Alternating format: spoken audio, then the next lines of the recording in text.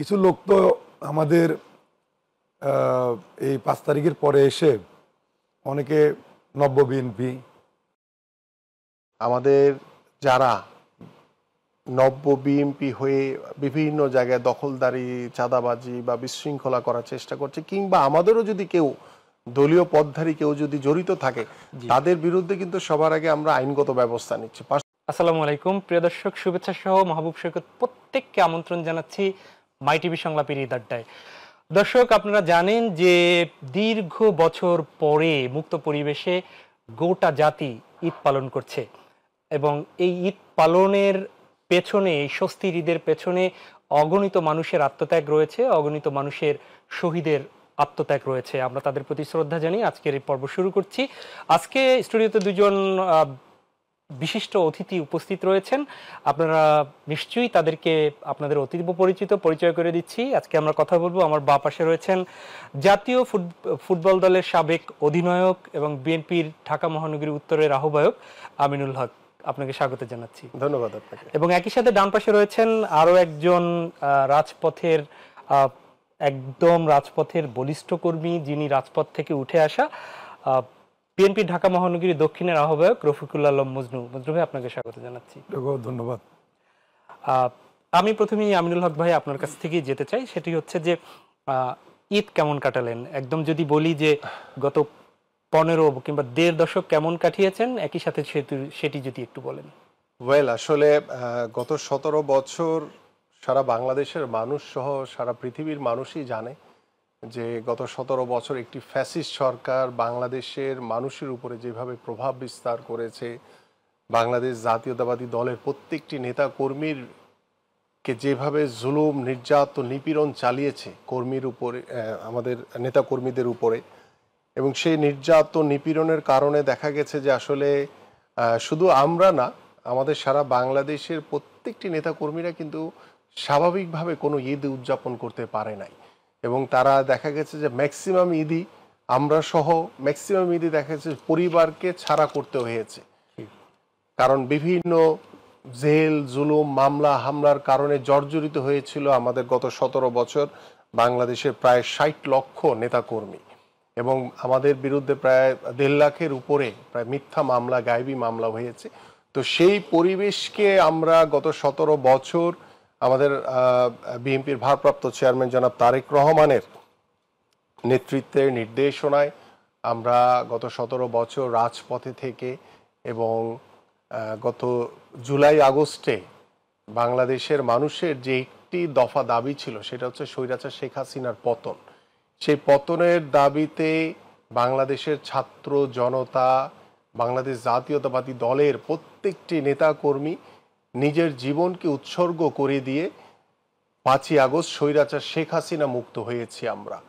সেই স্বাধীনভাবে যে নতুন একটি বাংলাদেশের একটি রূপরেখা আমরা দেখেছি, সেখানে স্বস্তির যে নিঃশ্বাস বা স্বাধীনভাবে মতামত প্রকাশ করার যে একটি আত্মবিশ্বাস তৈরি হয়েছে, স্বাধীনভাবে চলার যে একটি স্বস্তির জায়গা তৈরি হয়েছে, সেই স্বস্তির ঠিক কাছাকাছি এসেই যে আমরা পবিত্র ঈদুল ফিতর, আমরা পুরো রমজান মাস ব্যাপী আমরা যে কার্যক্রমগুলো চালিয়েছি, এবং পবিত্র ঈদুল ফিতর আপনারা দেখেছেন যে গত রমজান মাসব্যাপী কিন্তু আমরা ঢাকা মহানগর উত্তর, দক্ষিণ সহ সারা বাংলাদেশে নেতাকর্মীদের কাছে, এবং আমাদের বিএনপির ভারপ্রাপ্ত চেয়ারম্যান জনাব তারেক রহমান যে নির্দেশনা দিয়েছিলেন যে আমরা কোনো মহানগরীতে নেতাকর্মীদের জন্য আলাদা কোনো ইফতার মাহফিল করব না, আমরা থানায় থানায় কোনো ইফতার মাহফিল করব না, আমরা ওয়ার্ডে ওয়ার্ডে কোনো নেতাকর্মীদের জন্য ইফতার মাহফিল করব না, আমরা ইফতার মাহফিল করব, দোয়ার অনুষ্ঠান করব, ইফতার বিতরণ করব হচ্ছে সাধারণ মানুষের জন্য।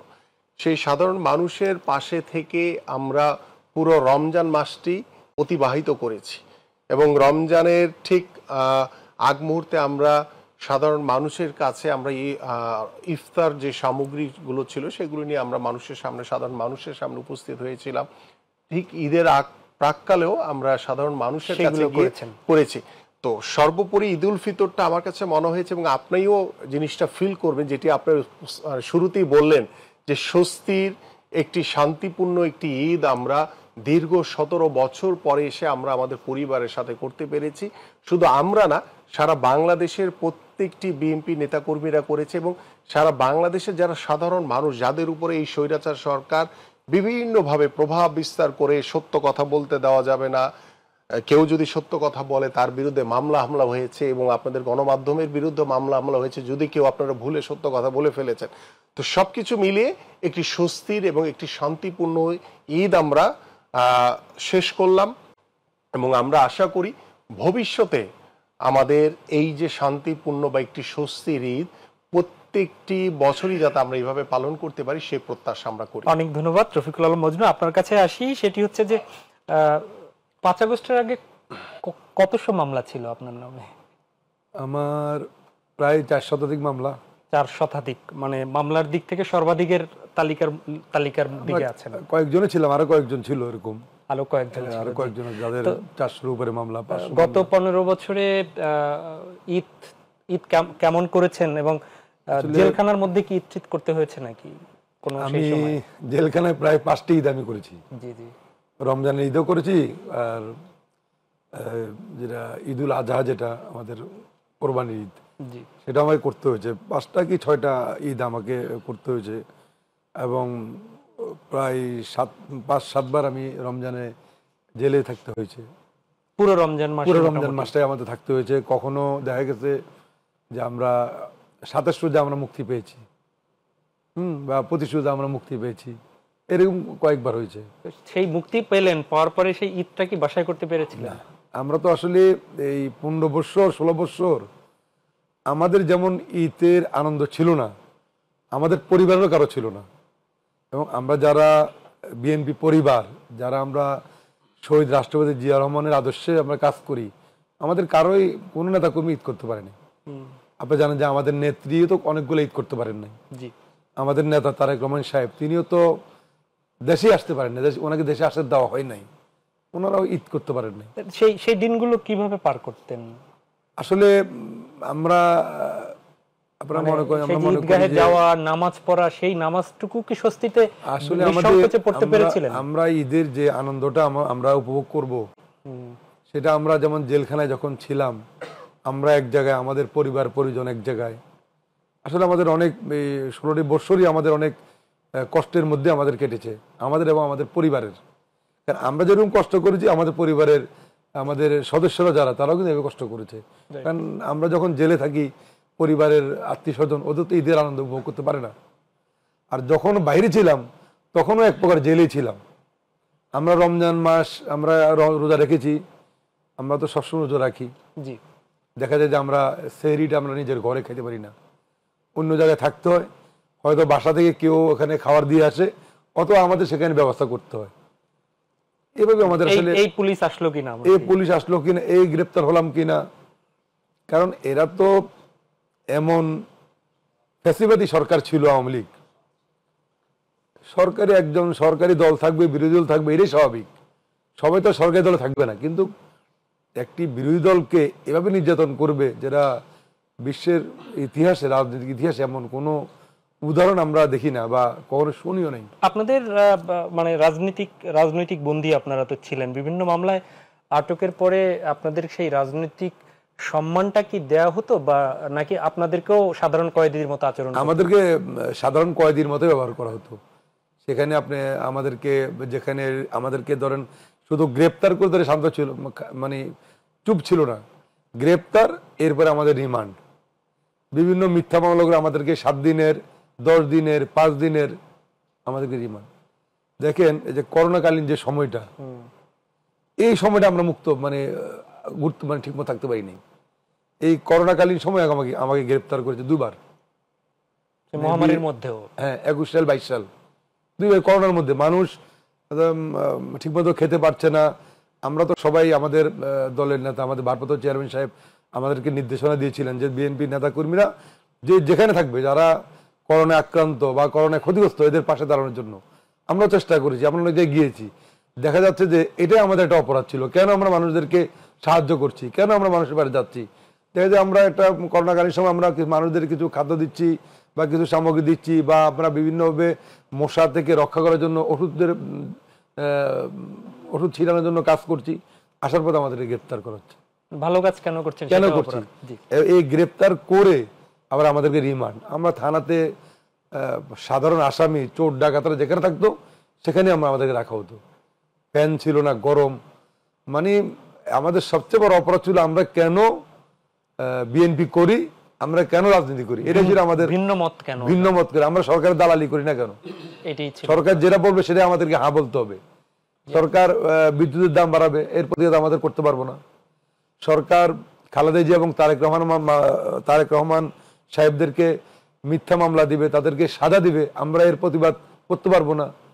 মানে গণতান্ত্রিক কোনো কর্মকাণ্ডে আমরা করতে পারবো জি, না। আপনার কাছে ফিরবো আমি। আমিন ভাই, আপনি যেমন মজনু ভাই বলছিলেন, আপনি দেখছিলাম যে তখন নিজের হয়তো স্মৃতি ভেসে উঠছিল। আমরাও দেখছিলাম যে এই যে গণমাধ্যমের কল্যাণে আপনার গ্রেপ্তার কিংবা আপনি যখন মিছিলে যাচ্ছিলেন সেখানেও যে লাঠিচার্জের যে বিষয়গুলো, যে আপনি জাতীয় দলের অধিনায়ক ছিলেন, বাংলাদেশকে রিপ্রেজেন্ট করেছেন, সেখানে এই রাজপথে যখন নামতেন এই বাহিনীগুলো কি আপনাকে সেই রেসপেক্টটা কি দিত আসলে, যে বা এই মানে অভিজ্ঞতাটা কি আপনার, আপনার গ্রেফতারের অভিজ্ঞতাও তো আছে আসলে। না, রেসপেক্ট বলে তো স্বৈরাচারের কোনো কিছুই ছিল না।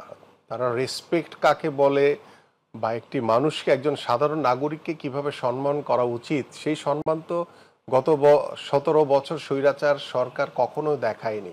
এবং তাদের যে আজ্ঞাবহ পুলিশ প্রশাসন ছিল, অন্যান্য সিভিল প্রশাসন ছিল, তাদের যে আজ্ঞাবহ যারা অবৈধ মন্ত্রী এমপিরা ছিল, তারা কখনোই জনগণকে রেসপেক্ট রেখে কথা বলে নাই। কারণ তারা জনগণের ভোটে নির্বাচিত ছিল না। তারা জোর করে রাষ্ট্রীয় প্রতিষ্ঠানগুলোকে ব্যবহার করে তারা জোর করে ক্ষমতায় বসেছিল। তারা যেহেতু জনগণ থেকে বিচ্ছিন্ন ছিল, যার কারণে জনগণের কাছে তাদের কোনো জবাবদিহিতা ছিল না। সে ধরেন আপনারা যারা গণমাধ্যমের কর্মী, আমি যেটা শুরুতেই বলেছি যে আপনারাও যদি কেউ সত্য কথা বলতে গিয়েছেন, সাথে সাথে আপনার বিরুদ্ধে মামলা হয়েছে, আপনার পরিবারকে নির্যাতন করা হয়েছে। এবং গণমাধ্যমের যে মানে কি বলে টুটি চেপে যেভাবে ধরে বসেছিল এই স্বৈরাচার সরকার, সেটা বলার অপেক্ষা রাখে না, সারা বাংলাদেশের মানুষ জানে। কিন্তু আমার কাছে যে বিষয়টি, যেটি আমাদের মজদু ভাই বলছিলেন, যে গত 17 বছর এই স্বৈরাচার সরকার, আপনার প্রত্যেকটি সেক্টরের দিকে আপনি তাকান, রাষ্ট্রীয় প্রতিষ্ঠানগুলোর দিকে তাকান, আমরা কিন্তু এখন বুঝতেছি যে গত 13ই জুলাই 2023 সালে আমাদের মাননীয় ভারপ্রাপ্ত চেয়ারম্যান মহোদয় যে রাষ্ট্র কাঠামো মেরামতের জন্য যে সংস্কারের যে প্রস্তাবনা রেখেছেন, সেটি তিনি কত ভিশনারি চিন্তা করে সেটি রেখেছেন।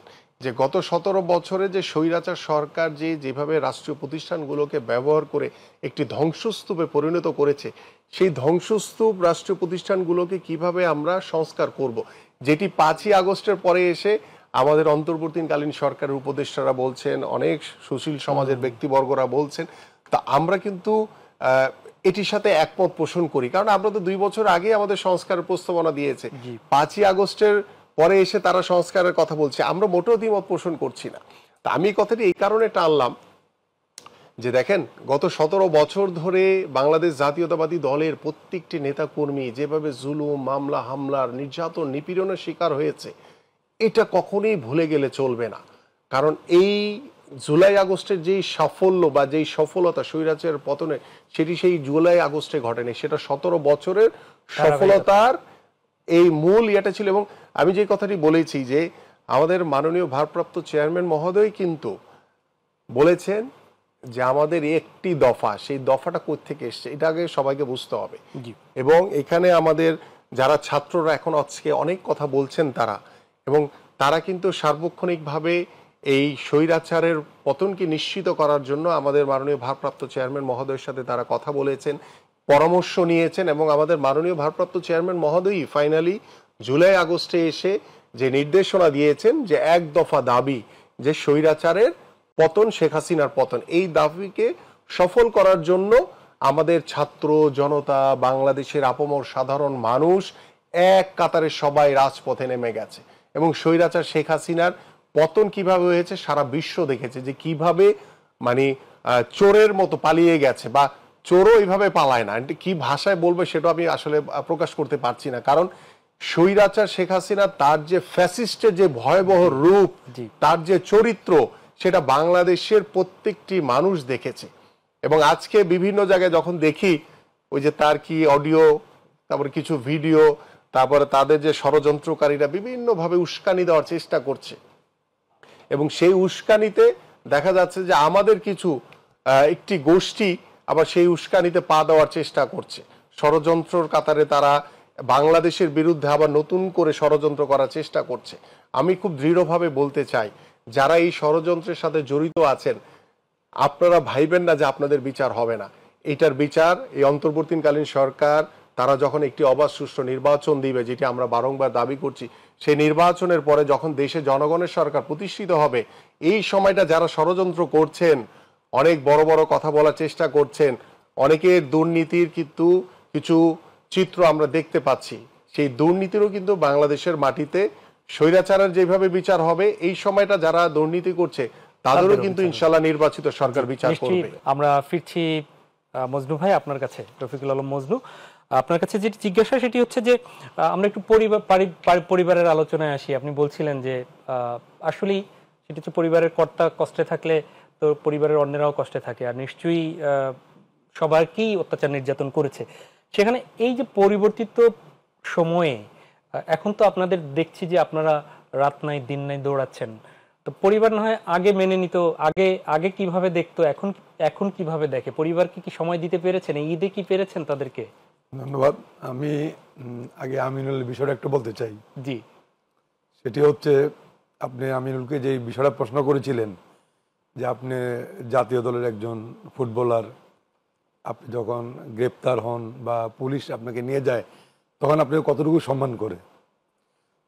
আমরা যখন সর্বশেষ জুলাই মাসে গ্রেপ্তার হলাম, আমি গ্রেপ্তার হলাম, তার একদিন দুই দিন পরে আমিনুলও গ্রেপ্তার হলো। সেখানে আমাদের একটা বিশ্বাস ছিল যে আমাদেরকে তো একবারে চোখ বেঁধে বারবার হাতে হ্যান্ডকাপ পরিয়ে আমাদেরকে বারবার নিয়ে যাচ্ছে, জিজ্ঞাসাবাদ করতে আনছে। আমার অন্তকে বিশ্বাস ছিল যে আমিনুলকে হয়তো বা এরকম কিছু করবে না, সে একটা জাতীয় দলের প্লেয়ার, দেশের জন্য, দেশের সম্মানের জন্য দীর্ঘদিন সে কাজ করেছে, তাকে একটা ইজ্জত দিবে, সম্মান দিবে।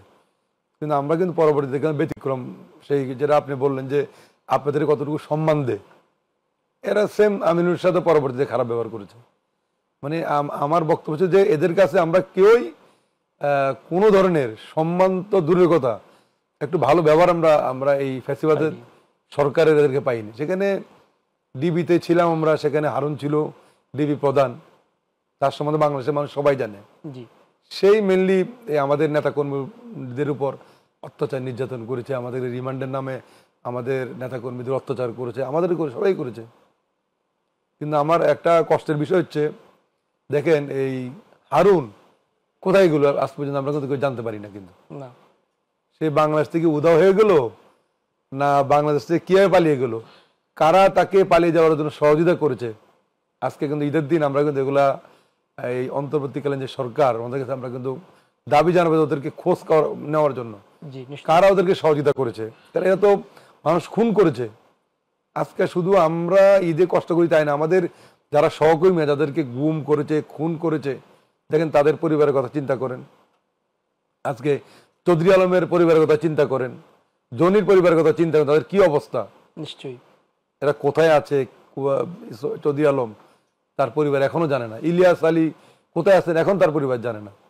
অথচ উনি বিএনপির কত বড় নেতা ছিলেন, একজন এমপি ছিলেন, তাকে দেন গুম করছে। সালাউদ্দিন কাদের মতো নেতাকে তারা নিয়ে মেরে ফেলছে মিথ্যা মামলা দিয়ে। আমরা আসলে এগুলা এই জন্য বলতেছি যে ঈদের সময় আজকে আমরা 15 বছর পর এই ঈদটা আমরা একটু আনন্দের সাথে আমরা উদযাপন করতে পেরেছি। কিন্তু আমাদের ভিতরে একটি কিন্তু কষ্ট এখনো কাজ করে যে আমাদের সহযোদ্ধারা যারা প্রত্যেক ঈদে আমাদের সাথে দেখা করতে আসতো, আমরা একসঙ্গে আড্ডা দিতাম, আমরা ঈদের কৌশল বিনিময় করতাম, আজকে আমাদের সেই সহকর্মীরা কিন্তু নাই। তাদের পরিবারের যে আনন্দ, সেই আনন্দ তারা কিন্তু এখনো ফিরে পায়নি। কিন্তু তাই আমার উচিত যাদের কারণে এই সমস্ত পরিবারের থেকে হাসি, কষ্ট, দুঃখ, আনন্দ সবকিছু যাদের কাছে চলে গেছে, যারা ঈদের আনন্দ এখনো উপভোগ করতে পারছে না, কেন পারছে না, এই সমস্ত বিষয়গুলো যাচাই বাছাই করে এদের বিরুদ্ধে ব্যবস্থা নেওয়া উচিত। জি, আমি পরিবারের বিষয়টি আসবো, প্রশ্ন ছিল আমি একটু আমিন ভাই, এই যে শুনছিলাম কষ্টের যে কথাগুলো আপনি হয়তো স্কিপ করে যাচ্ছিলেন, কখনো প্রতিশোধ নিতে ইচ্ছা করে ভিতর থেকে? না, অথবা প্রতিশোধ নেওয়ার ইচ্ছাটা আমার কখনোই ছিল না এবং সেটা আমি বিশ্বাসও করি না। বাট আমার কথা হচ্ছে যে যারা অন্যায় করেছে, যারা এদেশের জনগণের সাথে অন্যায় করেছে, এদেশের জনগণের অধিকারকে বঞ্চিত করেছে, জনগণের ভোটের অধিকার থেকে জনগণকে বঞ্চিত করেছে, এই ফ্যাসিস্ট চরিত্রের যারা রয়েছে, এই স্বৈরাচার শেখ হাসিনা সহ তাদের যে অবৈধ মন্ত্রী এমপি বা তাদের যে আজ্ঞাবহ প্রশাসনে যারা ছিল, এবং একজনের নাম তো আমাদের মজদু ভাই বললই, যে আমি আসলে নাম বলতেও চাই না তাদের, হ্যাঁ, কারণ তারা যে চরিত্রের অধিকারী, তাদের বিচার ডেফিনেটলি বাংলাদেশের মাটিতে অবশ্যই হবে। প্রতিশোধ নিতে চাই না, বাট আমরা চাই আইনের মাধ্যমে তাদেরকে বিচারের আওতায় এনে তাদের অবশ্যই বিচার করা হবে এবং সেটি অবশ্যই করতে হবে। না করলে জাতি কখনো স্বৈরাচার মুক্ত হতে পারবে না। কারণ আমরা দেখেন, আজকে একটি কথা বলে চলে আসছে, যদিও ঈদের একটি আড্ডা, আমাদের এবারের ঈদ কিন্তু হয়েছে সাধারণ মানুষের সাথে। আপনারা জানেন যে রমজান মাস ব্যাপী আমরা সাধারণ মানুষের পাশে থেকে ইফতারির যে আমাদের যে কর্মসূচিগুলি ছিল, টোটালটাই সাধারণ মানুষকে কেন্দ্র করে করেছি আমরা, এদেশের জনগণকে কেন্দ্র করে করেছি। এবং আমাদের যে ঈদ উদযাপন, আমরা হয়তোবা ওই রাতের বেলা গিয়ে শুধু পরিবারের সাথে ঘুমিয়েছি, সকালবেলা উঠে নামাজ পড়ার পর থেকে দেখেন আমার কথা বলেন বা মজদুবের কথা বলেন বা বাংলাদেশ জাতীয়তাবাদী দলের প্রত্যেকটি নেতাকর্মীর কথা বলেন, প্রত্যেকেই কিন্তু সেই সাধারণ মানুষ যারা নেতাকর্মীরা গত 17 বছর ধরে তারা পরিবারের সাথে ঈদ করতে পারে নাই, সেই মানুষগুলো কিন্তু আমাদের কাছে আসছে। আমরা সেই মানুষগুলোর কাছে গিয়েছি যে কিভাবে তার পরিবারগুলো ঈদ করছে, কিভাবে আমরা একটি আনন্দ মুহূর্ত, কিভাবে একটি স্বস্তির জায়গা তৈরি করে আমরা ঈদটাকে সেলিব্রেট করতে পারি। তা আমি যে জায়গাটি বলছিলাম যে আমাদের এই গত 17 বছরের যে ঠিকমতো ঈদ করতে না পারার যে একটি যন্ত্রণা বা একটি খারাপ লাগা কিন্তু আসলে প্রত্যেকটি নেতাকর্মীদের ভিতরে আছে। সেখানটাই একটু আসছি, যেমন কখনো পরিবারের পক্ষ থেকে কি এটি শুনতে হয় না যে তুমি তো ফুটবলার, জাতীয় দলের ক্যাপ্টেন ছিলা, তোমার এই রাজনীতিতে যে দরকারটা কি, অথবা এখন এই পরিবেশেও আপনাকে পাচ্ছে না, রিয়াকশনটা কি পরিবারের? আসলে ওয়েল, আসলে এটা আমার পরিবারের সাথে এটা প্রথম দিকে ঘটেছে, যেটা না বললেই না। কারণ আমি যখন খেলেছি তখন আসলে পরিবারকে ওইভাবে সময় দিতে পারিনি। দেখা গেছে যে বিভিন্ন ন্যাশনাল টিমে খেলার কারণে, অনেক ট্রেনিং সেশনের কারণে মাসের পর মাস ক্যাম্পে থাকতে হতো। হয়তো বা এমনও ঈদ গেছে যে আমরা ঈদের দিন খেলছি, পরিবারকে সময় দিতে পারিনি, ঈদের দিন প্র্যাকটিস করছি, ওই দিনও আমরা দেশের বাইরে গিয়ে ঈদ করেছি। এই ধরনের সিচুয়েশন কিন্তু প্লেইং লাইফে ছিল। তো তখন হয়তো বা খেলার কারণে তাদের ওইভাবে অভিযোগ ছিল না। যখন রাজনীতিতে প্রথম এসছি তখন হয়তো বা চিন্তা করছিল যে খেলাধুলা করেছো, কেন রাজনীতিতে যাবা। বাট যখন রাজনীতিটা কেন করতে এসছি, যে এদেশের সাধারণ মানুষের জন্য, এদেশের জনগণের জন্য, যে মানুষের পাশে থেকে কিভাবে মানুষকে সহযোগিতা করতে পারি, সাধারণ মানুষের পাশে থেকে কিভাবে মানুষের উন্নয়ন করতে পারি, কল্যাণ করতে পারি, তখন কিন্তু এই কষ্টটা কিন্তু চলে গেছে তাদের। দীর্ঘ সময় ধরে আমরা বারংবার জেল খেটেছি, আমাদের নামে মিথ্যা মামলা দিয়েছে, আমাদের পরিবারকে যেভাবে হয়রানির শিকার হয়েছে, এত কিছুর পরেও কিন্তু আমার পরিবার থেকে কোনো এক সিঙ্গেল পরিমাণ কোনো কমপ্লেইন নেই, কোনো হতাশা নেই। কারণ আজকে আমরা যেহেতু 5ই আগস্টের পরে স্বৈরাচার শেখ হাসিনা মুক্ত হয়েছি, সকল কষ্ট, সকল কিছু, সবকিছু কিন্তু পরিবারগুলো ভুলে গেছে আমাদের দিকে তাকিয়ে, যে না, দিন শেষে এখন গত 17 বছর পরিবারের সাথে থাকতে পারিনি ঠিক মতো, কিন্তু দিন শেষে আমরা কিন্তু পরিবারের কাছে ফিরে যাচ্ছি, এটুকুই তাদের শান্তি। মজনু ভাই, এই অভিজ্ঞতাটা আপনার কাছ থেকে শুনতে চাই।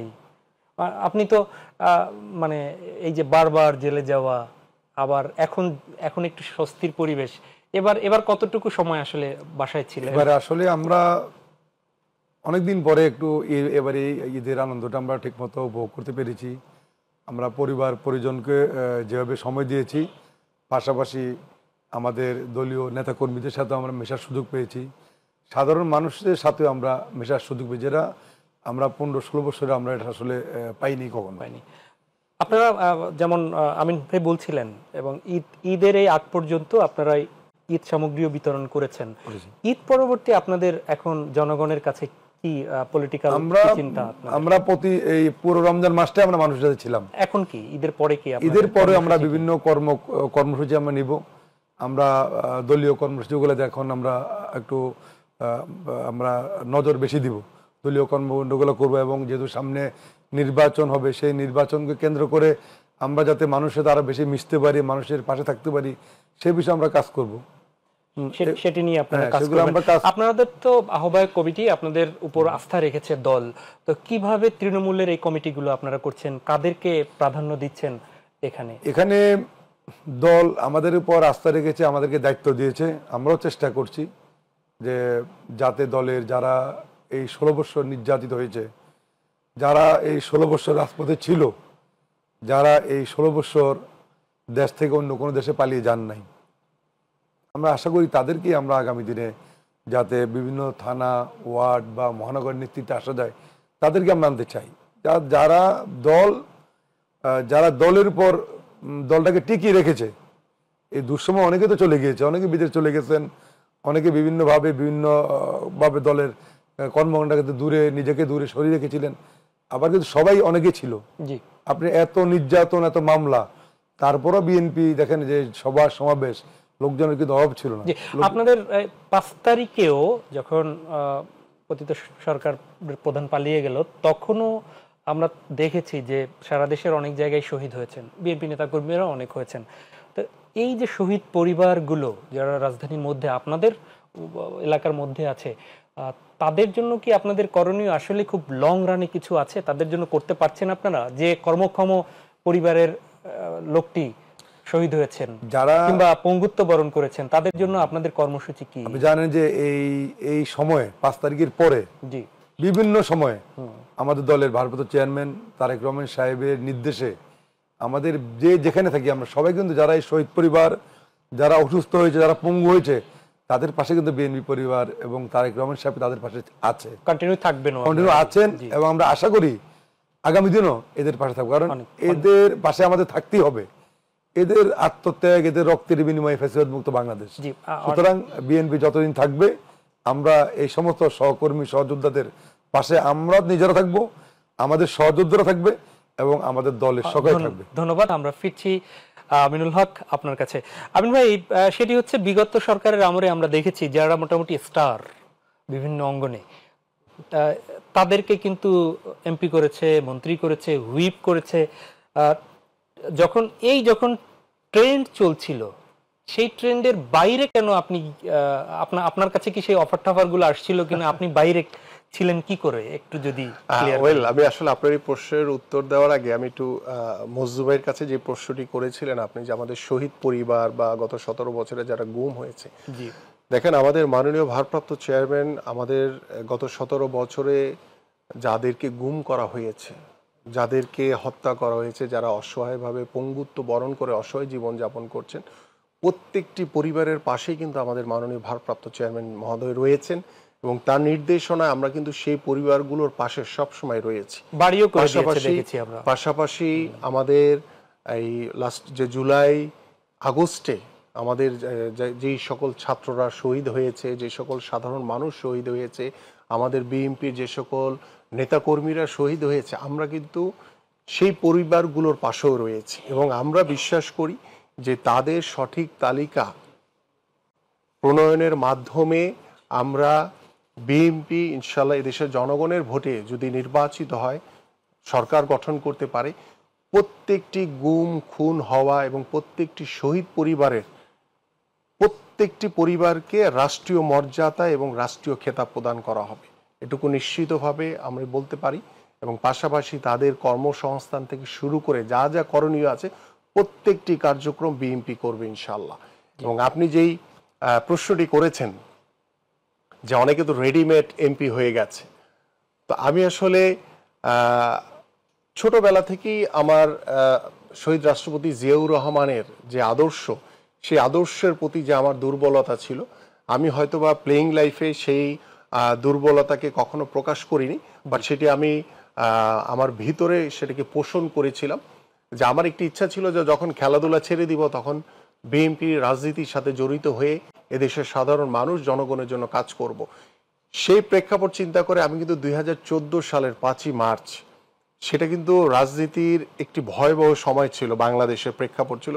সেই সময় কিন্তু অনেকেই আমাকে নিষেধ করেছে, অনেকেই আমাকে বাধা দিয়েছে যে না এই সময় যাই না, অনেকেই অনেক কথা বলেছে, বাট আমি তখন চিন্তা করেছি যে না, আমি 2013 সালে খেলা ছেড়ে দিয়েছি, 2014 সালে আমাদের মাননীয় ভারপ্রাপ্ত চেয়ারম্যান জনাব তারেক রহমানের সাথে পরামর্শ করে আমাদের দেশনেত্রী বেগম খালেদা জিয়ার কাছে ফুল দিয়ে আমি সহ আমার আরো অনেক সতীর্থ খেলোয়াড়রা বিএনপিতে যোগদান করেছিলেন। সেই সময় থেকে কিন্তু দলের একজন ক্ষুদ্র কর্মী হিসেবে আমি চেষ্টা করে যাচ্ছি আমার সততার সহিত, নিষ্ঠার সহিত, একাগ্রতার সহিত এবং প্রত্যেকটি কর্মসূচিকে সফল করার লক্ষ্য নিয়ে এবং বাংলাদেশের মানুষের পক্ষে গণতন্ত্রকে পুনরুদ্ধার করার জন্য দেশের জনগণের ভোটাধিকারকে নিশ্চিত করার জন্য কিন্তু আন্দোলন করেছি, সেই সংগ্রাম করেছি। তো আমার কিন্তু সেই বেড়ে ওঠা হচ্ছে যে সংগ্রাম আন্দোলনের মাধ্যমে। কিন্তু এই স্বৈরাচার শেখ হাসিনার সময় আমাদের যারা ক্রীড়াবিদ বলেন বা অন্য চিত্র জগতের বলেন, তারা কিন্তু একটি অবৈধ সরকারের সংসদে এসে সংসদ সদস্য হয়েছে, যেখানে কোনো ভোটের রাজনীতি ছিল না, যেখানে কোনো দেশের সাধারণ মানুষের কোনো মতামত ছিল না। তা আমার কাছে মনে হয়েছে যে তারা তো রেডিমেড আসছে, রেডিমেড পেয়েছে এবং তারা যে কাজটি করেছে তারা তো আগে থেকেই সেলিব্রিটি। তারা এদেশের কেউ ক্রিকেটের জন্য সেলিব্রিটি, কেউ অন্য চিত্র জগতের জন্য সেলিব্রিটি। তারা তো জনগণের ভাষা বুঝে তাদের কাজ করা উচিত ছিল যে বাংলাদেশের জনগণের বিপক্ষে গিয়ে কিভাবে আমরা একটি অবৈধ সংসদে গিয়ে সংসদ সদস্য হই, এটি তাদের জন্য অনেক বড় অপরাধ আমি মনে করি। জি, ধন্যবাদ মজনু ভাই। খুব ছোট্ট করে একটু উত্তর নিব। আমাদের দর্শক হয়তো অপেক্ষা করছে যে আরো বেশি সময় হলে ভালো হতো। সেটি হচ্ছে যে একদম এই নতুন প্রেক্ষাপটে আমরা দেখেছি যে বিভিন্ন জায়গায় দলের নাম ভাঙিয়ে অনেকে দলের ভাবমূর্তি ক্ষুণ্ণের চেষ্টা করেছে। আপনারা ব্যবস্থাও নিয়েছেন খুব কঠোরভাবে, একদম কেন্দ্রীয় নেতাদের বিরুদ্ধেও নিয়েছে। তো ঢাকার মতো এই যে জনবহুল এত বিশাল জায়গায় আপনারা দুজন নেতৃত্ব দিচ্ছেন, সেখানে তো নানা পথ নানা মতের লোক আছে, আগের স্বৈর শাসকদের সাথে যারা ছিল তারাও আছে। এই অনুপ্রবেশকারীদের আপনারা কিভাবে ঠেকাবেন এবং এই শৃঙ্খলার রক্ষা কতটুকু করতে সফল হচ্ছেন মনে হয়? ধন্যবাদ। এই যে পদক্ষেপ বিষয়গুলা, কিছু লোক তো আমাদের এই 5 তারিখের পরে এসে অনেকে নব্য বিএনপি, আবার অনেকে এই ফ্যাসিবাদ দোসররা অনেকে বিভিন্নভাবে তারা বিভিন্ন জায়গায় এই সমস্ত চাঁদাবাজি বা সন্ত্রাসী কর্মকাণ্ড করছে, অনেকে বিএনপি নামও ভাঙাচ্ছে। এই বিষয়গুলো আমাদের দলের ভারপ্রাপ্ত চেয়ারম্যান এই বিষয়ে বিভিন্ন সময় দেখেছেন যে উনি কঠোর বার্তা দিয়েছেন নেতাকর্মীদের প্রতি। আমাদের দল অনেক বড় দল, অনেক নেতাকর্মী আমাদের। কিছু লোকজন তো আমাদের কিছু খারাপ কাজ করেছে, দু একজন তো করেছে। আমি সবাইকে বলবো না যে সবাই ভালো কাজ করে, যারাই করছে তাদেরকে কিন্তু আমরা ছাড় দিচ্ছি না। তাদেরকে কাউকে আমরা বহিষ্কার করেছি, কাউকে আমরা জেলে দিয়েছি। দেখলেন যে গত 15 বছরে সে হয়তো আপনার সাথে আসলেই আন্দোলনে ছিল, কিন্তু এখন ভাবমূর্তি নষ্ট করছে, তার বিরুদ্ধে আমরা ব্যবস্থা নিয়েছি, তাকে আমরা দল থেকে বের করে দিয়েছি, বহিষ্কার করেছি। এরকম অনেক আছে। এই বিষয়ে আমাদের কোনো আপোষ নাই, যারা কোনো ছাড় নাই। এবং যারা এই সমস্ত কতদিন ধরে রাখতে পারবেন এই কঠোরতা, যারা এই কর্মকাণ্ডে জড়িত থাকবে, ইতিমধ্যে আমরা তো ইনশাল্লাহ আমরা দেখেছেন যে শুরু থেকে যখনই আমাদের দলের নাম ভাঙ্গি সব অপকর্ম কিছু লোকজন করেছিল, আমরা তারা যে হোক আমরা কিন্তু ব্যবস্থা নিয়েছি। আমাদের দলের চেয়ারম্যান সাহেব, ভারপ্রাপ্ত চেয়ারম্যান সাহেব এই বিষয়ে ব্যবস্থা নিয়েছেন। ইনশাল্লাহ আমরা আশা করি যে অনেক আগের থেকে আমরা অনেক অংশে এই বিষয়ে আমরা সফল হয়েছি এবং আগামীতে এগুলো একদম যাতে আমাদের যারা এই সমস্ত কর্মকাণ্ডে জড়িত আছেন তারা তো বিএনপি করার সুযোগ পাবেই না, বরং সংগঠনে তারা বহিষ্কার হবে, তারা জেলে যাবে এবং তাদের জন্য দল তাদের বিরুদ্ধে ব্যবস্থা নেবে। আর যারা নব্যভাবে বিএনপিতে এসেছে তারা আসলে বিএনপির লোক না, বিএনপির নাম ভাঙাচ্ছে, তাদের বিরুদ্ধে আমরা ব্যবস্থা নিচ্ছি। অনেক ধন্যবাদ আমিন ভাই। আপনার একটু ভিন্ন প্রসঙ্গে যাই, সেটি হচ্ছে এটি হয়তো অনেক জায়গায় বলতেন, সেটি হচ্ছে যে অবসর পান না ঠিক আছে, কিন্তু অবসর যদি পান বা এই গাড়িতে যাচ্ছেন, কথা তো নেতা কর্মীদের সাথে বলতে হয়, তারপরও যদি অবসর কখনো জোটে, এই সময়টা কি করেন? ওই অবসর সময়টা আমি যদি এক কথায় বলি তাহলে পরিবারের সাথে বসে কিছুক্ষণ সময়, সেটা হয়তো বা দিন পাড়িয়ে রাত সন্ধ্যা পাড়ানোর পরে যখন রাতে বাসায় ঢুকি, ঠিক ওই সময়টুকু আমার কাছে মনে হয় যে জাস্ট ঘুমানোর আগ মুহূর্তে ওই সময়টা হয়তো বা কিছুক্ষণ, হয়তো বা ঘন্টা খানিক বা 1.5-2 ঘন্টার মধ্যে একটা অবসর পাই। ওই সময়টুকু চেষ্টা করি যে সারাদিনের যে পরিবারের সাথে যে বিচ্ছিন্ন ছিলাম সেই সময়টা ওইভাবে পার করতে। এবং আমি এই জায়গাটি একটু মজদুর ভাইয়ের সাথে একটু অ্যাড করতেই চাই বিষয়টা, যেহেতু ইতিমধ্যে মজু ভাই বলেছে যে আমাদের মাননীয় ভারপ্রাপ্ত চেয়ারম্যান মহোদয় আমাদের যারা নব্য বিএমপি হয়ে বিভিন্ন জায়গায় দখলদারি, চাঁদাবাজি বা বিশৃঙ্খলা করার চেষ্টা করছে, কিংবা আমাদেরও যদি কেউ দলীয় পদধারী কেউ যদি জড়িত থাকে তাদের বিরুদ্ধে কিন্তু সবার আগে আমরা আইনগত ব্যবস্থা নিচ্ছি, পাশাপাশি সাংগঠনিক ব্যবস্থা নিচ্ছি। এবং এই বিষয়ে কোনো বিশৃঙ্খলাকারীকে আমরা মোটেও কোনো প্রশ্রয় দিচ্ছি না, কোনো অনুপ্রবেশকারীকে কোনো প্রশ্রয় দেওয়ার কোনো সুযোগই নেই। আমরা এই জায়গাতে একদম জিরো টলারেন্স আমরা দেখাচ্ছি। এবং আপনি বলছিলেন যে এটা কতদিন থাকবে, এটা দল যতদিন থাকবে এবং মাননীয় ভারপ্রাপ্ত চেয়ারম্যান মহোদয়ের যে নির্দেশনা রয়েছেন, আমরা দলের শৃঙ্খলা এবং এদেশের মানুষের জন্য যে কল্যাণকামী যে কাজগুলো করা দরকার, উন্নয়নমূলক যে কাজগুলো করা দরকার, সেই কাজগুলো করার জন্য আমরা বদ্ধপরিকর। এবং সেই জায়গাতে আমরা কোনো বিশৃঙ্খলাকারীকে, কোনো মানে স্বৈরাচারের দোসর হিসেবে যদি কেউ কাজ করে বা আমাদের ভিতর অনুপ্রবেশ করার চেষ্টা করে, সেই জায়গাগুলোতেও কিন্তু আমরা দৃঢ়ভাবে, কঠোরভাবে আমরা সেটা মোকাবেলা করছি এবং আমরা সতর্ক রয়েছি। এবং বিগত আন্দোলনে যারা সর্বোচ্চ ভূমিকা রেখেছে সেই মানুষগুলোকে আমরা সর্বোচ্চ মূল্যায়ন করতে চাই, এবং যারা নতুনভাবে বিএনপি হওয়ার চেষ্টা করছেন তাদের বিষয়ে আমরা সতর্ক রয়েছি।